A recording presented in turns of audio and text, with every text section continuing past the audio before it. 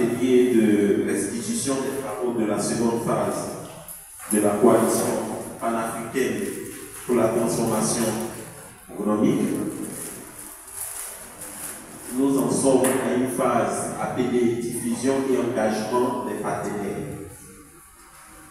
Soyez les bienvenus et merci d'avoir consacré de votre temps à cette activité. Cette activité ne sera pas très longue.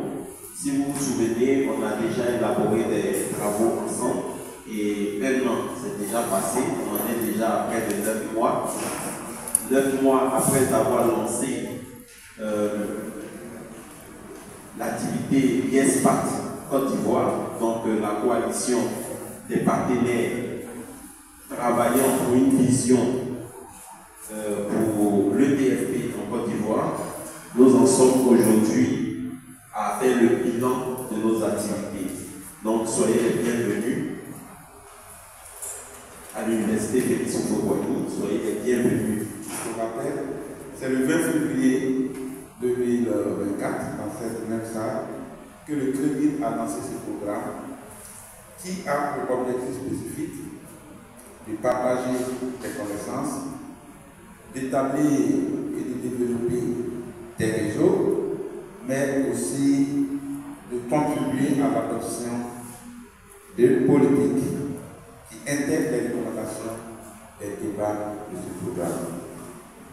Donc l'atelier de ce jour vise donc à présenter à l'ensemble des parties prenantes des travaux effectués par l'équipe chargée de faire le plaidoyer sur l'orientation scolaire des professionnels de l'apprenance des établissements d'enseignement technique de formation professionnelle de l'apprentissage et bien sûr de présenter également des recommandations.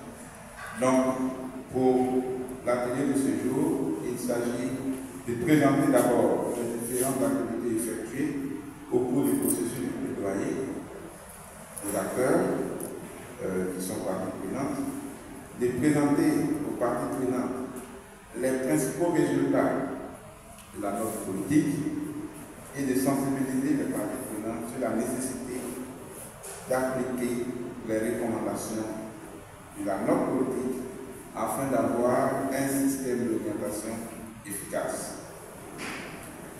Bien sûr, on peut le constater que le faible taux d'insertion professionnelle des jeunes, mais aussi la faiblesse de l'employabilité des jeunes à l'issue des formations d'enseignement technique et de formation professionnelle, l'orientation est plus que jamais un maillon essentiel du système éducation, formation, emploi qu'il faut renforcer. Monsieur le représentant du doyen, Monsieur le représentant du ministère de l'enseignement technique, de la formation professionnelle et de l'apprentissage, chers invités, Excellences, Mesdames et Messieurs, l'équipe technique coordonnée par Dr. Apé Herman a bien travaillé et je voudrais féliciter les membres de cette équipe pour la rigueur méthodologique déployée afin d'aboutir à ces résultats qui seront présentés. Je voudrais une information au gouvernement.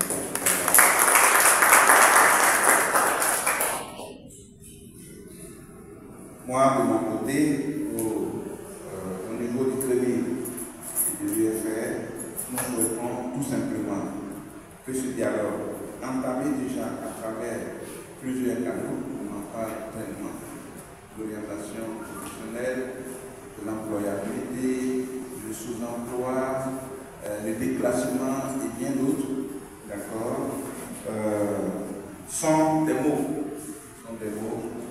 qu'il faut estimer de notre société.